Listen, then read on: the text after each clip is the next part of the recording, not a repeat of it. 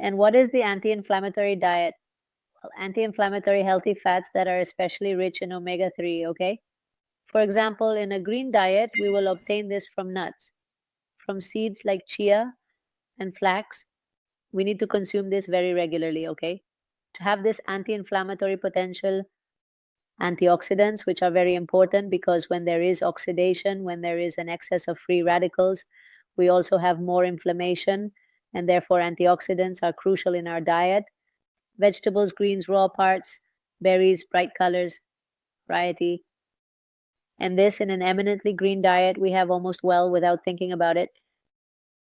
Prebiotics, probiotics, and postbiotics.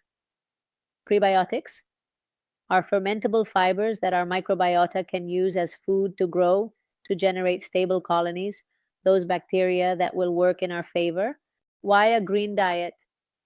Because fiber is very easy to obtain, and we have many prebiotics, probiotics, fermented foods, kimchi, sauerkraut, good olives, pickles of all kinds, drinks like kombucha too, increase the population of bacteria that will also work in our favor to have a microbiota that helps us reduce inflammation and does not act as a constant inflammatory stimulus.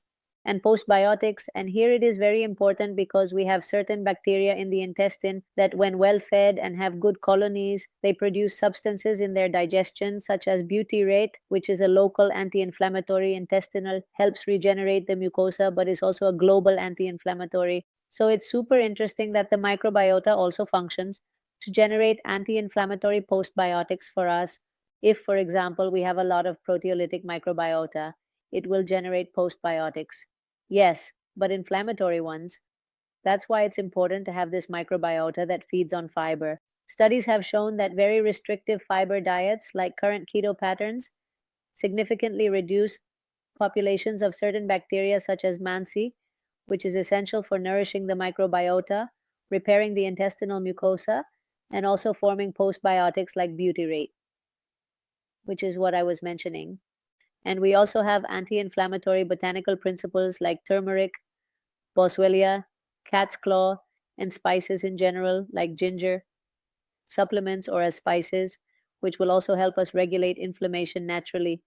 Here I have shown you a little of my green anti-inflammatory plate, which is what I was saying, because for me, the idea that an anti-inflammatory diet must necessarily be linked to an animal-based diet is not quite true.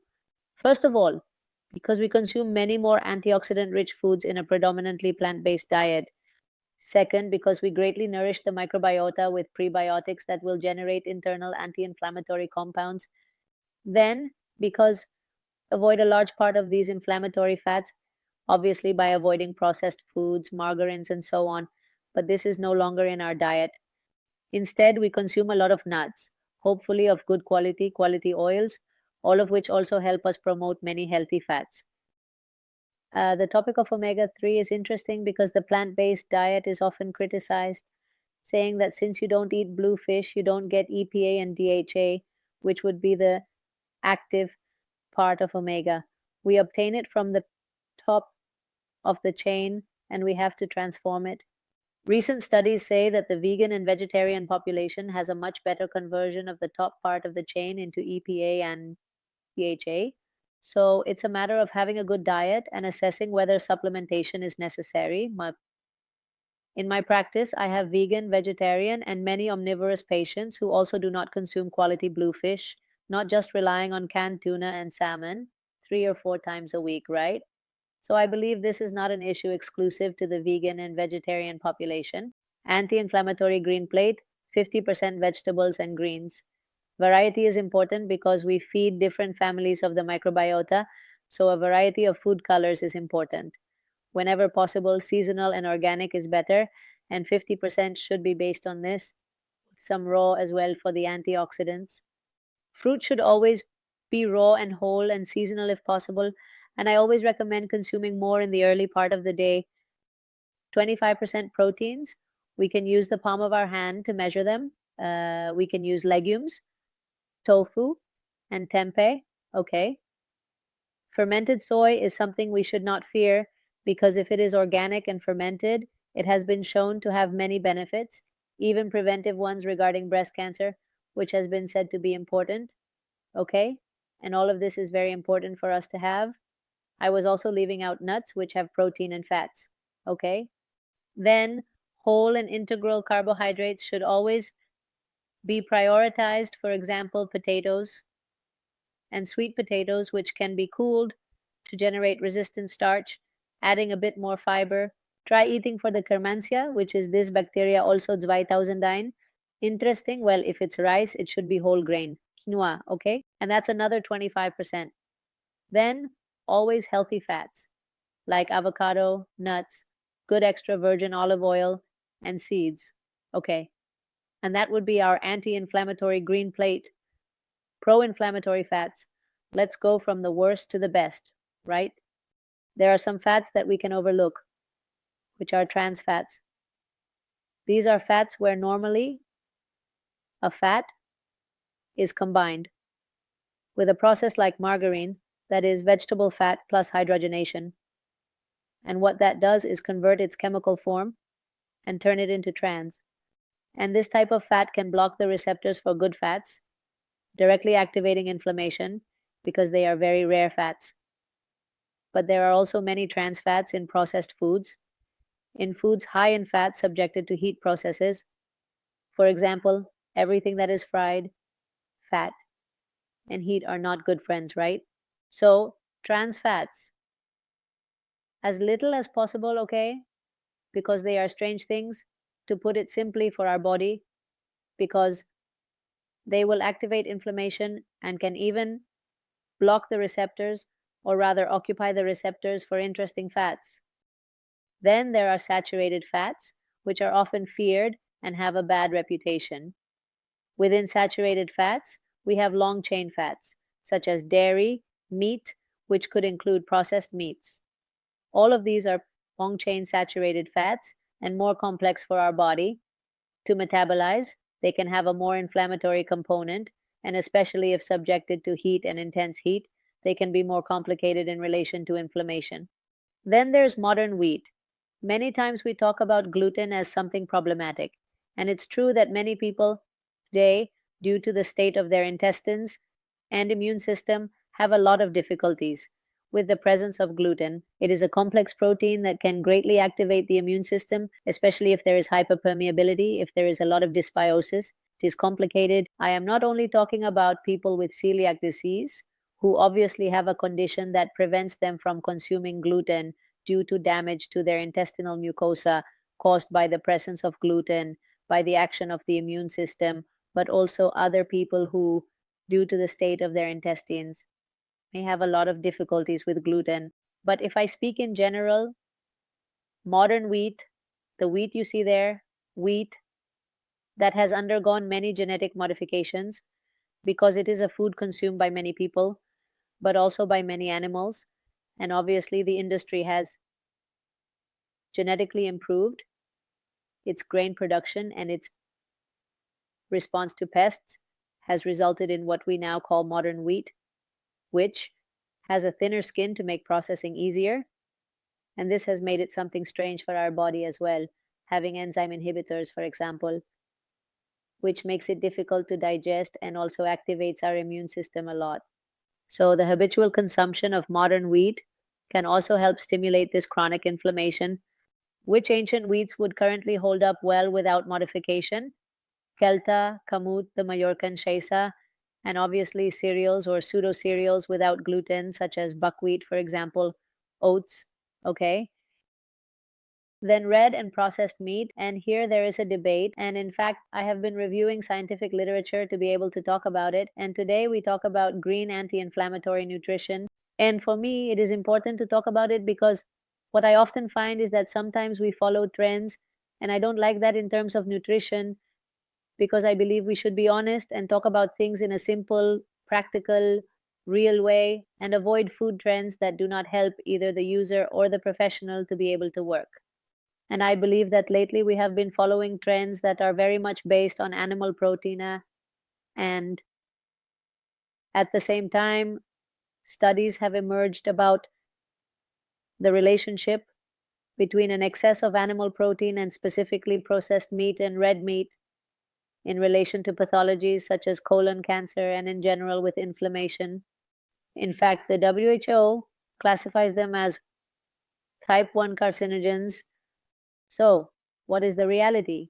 Because red and processed meat can help us inflame, first, it is a precursor to its fats, to certain inflammatory prostaglandins, okay, that we have discussed. Second, depending on how the microbiota is, and it is important that I say this because it is not true that vegetarian and vegan people produce TMA, which is a compound that forms at the intestinal level and can greatly contribute to inflammation and especially to cardiovascular disease. We can also generate it in vegan or vegetarian people, but especially with the presence of red and processed meats, if the microbiota is unbalanced, it forms much more, and it is a compound that can promote inflammation. Later, because it can enhance the presence of certain intestinal proteolytic bacteria that generate postbiotics of an inflammatory nature as well, okay? So that is why these products are considered to promote inflammation. Here I want to make a point, and that is that the current production of these types of products with growth factors, with hormones, and with all the stress to which these animals are subjected due to the type of breeding they have, makes it so that this type of product can hardly be compared to what meat would be, from which many of the benefits we often talk about are derived. So we must consider that they are also foods with a lot of bioaccumulation of toxins, that their composition is not the same as that which was discussed in the past of the meat we used to eat, and that we must also make a distinction between a type of meat that is organic, that has been raised, etc., with a type of meat that has been raised, that has been injected with antibiotics to promote fattening, among other things. So this is where its inflammatory stimulus comes from. Then anti-nutrients, another topic, could talk about a lot. This has especially been what has been used currently to attack the plant-based, vegan, vegetarian diet, however we want to call it. Why have they said that, right? It's just that, of course, legumes have many anti-nutrients. Anti-nutrients are like what was previously discussed about anti-nutritional inhibitors. They are substances that plants have to protect themselves from, those who eat them, animals in the field, or us at home. So this can mean that there are certain anti-nutrients that have been seen in the laboratory that can activate certain inflammatory pathways, making it difficult to digest other nutrients. That said, the studies that exist, the vast majority, I haven't found any well-conducted ones done on humans regarding anti-nutrients and inflammation in humans. And secondly, they are mostly destroyed with soaking, germination, and proper cooking. So we shouldn't be so alarmist about things and think that, right? No one is going to eat a raw lentil, and obviously there are a lot of anti-nutrients. It's a seed. But if I soak it well and cook it well, the vast majority of these anti-nutrients will go away. So it is important not to alarm people and to spread accurate information or cooking at high temperatures. It's not just about the food we eat, but what processes it undergoes, okay? There are many processes that high temperatures change in that part of the food. Heat causes many changes to sugars, and it causes many changes to fats. These changes can make a healthy food subjected to heat become very unhealthy and highly inflammatory. Respectful cooking and gentle cooking, such as a light boil, steaming, gentle grilling, or raw, okay? Avoid frying. What are they called? I can't remember the name right now. Some stews that don't take too long.